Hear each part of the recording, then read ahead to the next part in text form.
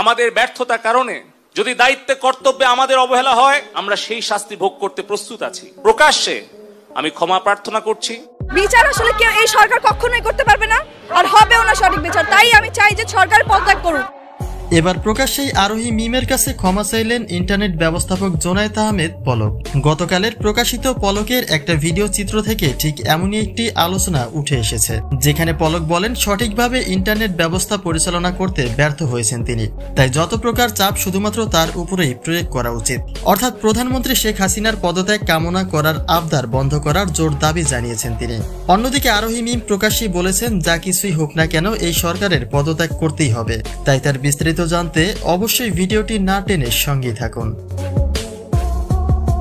সারা দেশের এই বিক্ষোভ আন্দোলনে সিনিয়র তেমন কোনো অভিনয় শিল্পীর রাজপথে দেখা না মিললেও ছোট পর্দার অনেকেই অংশ নিয়েছেন রাজপথে, যেখানে অন্যতম ছিল জনপ্রিয় অভিনেত্রী আরোহী মিমের কিছু বক্তব্য। প্রকাশ্যে আরোহী মিম বলেন সরকারের পক্ষে 9 দফা দাবি কখনোই মেনে নেওয়া সম্ভব নয়, আর যদি তা মেনেও নেয় তবে সেটি হবে ক্ষণিক সময়ের জন্য।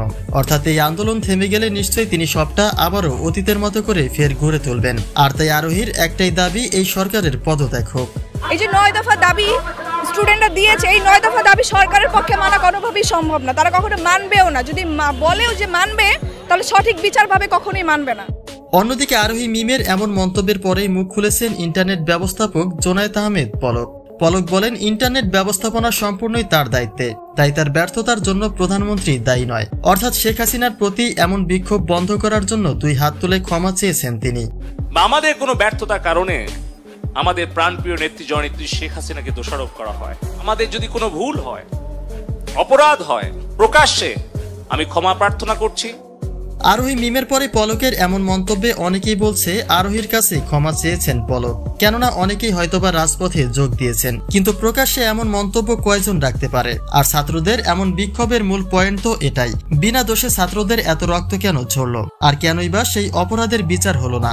অর্থাৎ জনগণের ভাষ্যমতে এই আন্দোলনে পলকের গতকালের মন্তব্য সম্পূর্ণই ভিত্তিহীন। আর আরোহী মিমের এমন মন্তব্যে সারা দেশবাসীর পাশাপাশি সাকিবের কাছেও প্রশংসিত হয়েছে, কেননা আন্দোলনে যুক্ত হতে না পারলেও ছাত্রদের পক্ষ নিয়ে ঠিকই প্রতিবাদ জানিয়েছেন শাকিব খান।